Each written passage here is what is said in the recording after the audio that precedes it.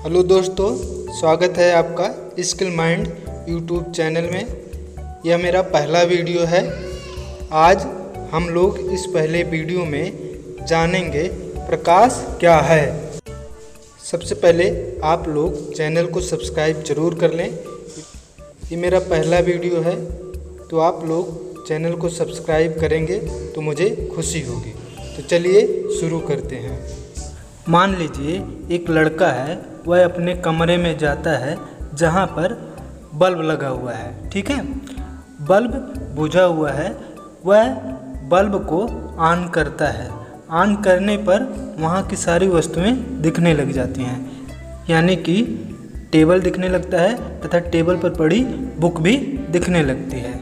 अब यहाँ पर समझते हैं। यहाँ से देखिए, बल्ब से प्रकाश निकलता है तथा यह वस्तु से टकराकर लड़के के आँख पर पड़ता है, जो उसके आँख को संवेदित करता है। इसलिए वस्तु जो है उसे दिखाई देने लगती है। तो हम इसको कह सकते हैं प्रकाश एक प्रकार की ऊर्जा है, जिसकी सहायता से हमें वस्तुएं दिखाई देती हैं। ठीक है, अर्थात जो विकिरण हमारी आँखों को संवेदित करता है उसे हम प्रकाश कहते हैं। अब जानते हैं प्रकाश के स्रोत के बारे में। प्रकाश स्रोत दो प्रकार के होते हैं। ये पहला होता है प्राकृतिक स्रोत, दूसरा कृत्रिम स्रोत। तो प्राकृतिक स्रोत हम लोग जानते हैं। प्राकृतिक स्रोत सूर्य है, तारे हैं तथा यूनिवर्स के और ग्रह हैं। ठीक है, सूर्य है, तारे हैं, ग्रह है तथा कुछ जानवर जैसे जुगनू भी एक प्राकृतिक स्रोत है प्रकाश का। ठीक है, अब हम लोग जानते हैं कृत्रिम स्रोत। कृत्रिम स्रोत वह है जो आदमियों द्वारा बनाया गया है, जैसे माचिस की जली हुई तीली तथा मोमबत्ती और बल्ब। यह क्या है? यही सब कृत्रिम प्रकाश स्रोत हैं। अब हम लोग जानते हैं प्रदीप्त वस्तुओं के बारे में। प्रदीप्त वस्तुएं वे वस्तुएं होती हैं जो स्वयं के प्रकाश से प्रकाशित होती हैं, जैसे सूर्य तथा बल्ब। ये दोनों अपने ही प्रकाश से प्रकाशित होती हैं।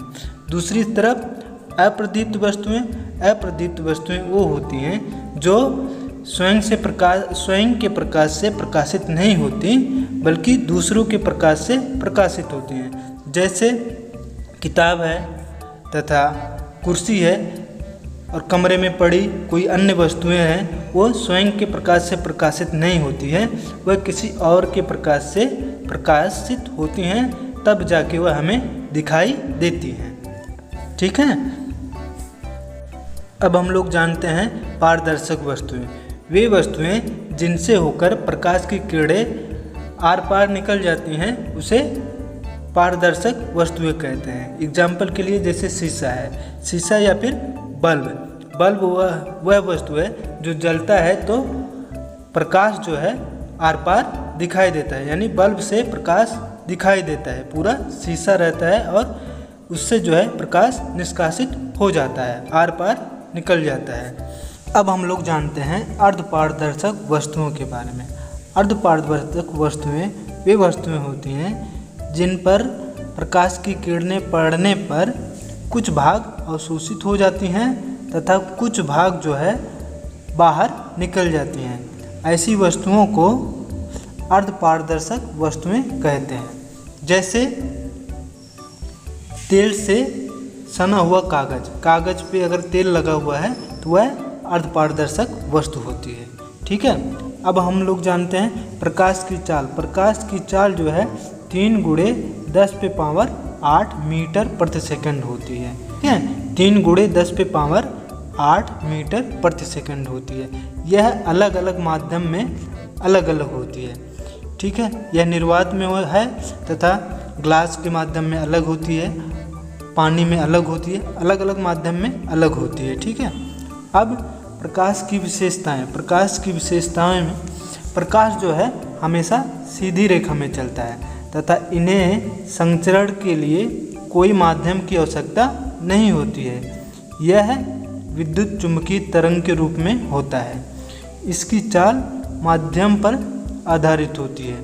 ठीक है, प्रकाश सीधी रेखा में चलता है, इन्हें संचरण के लिए माध्यम की आवश्यकता नहीं होती है।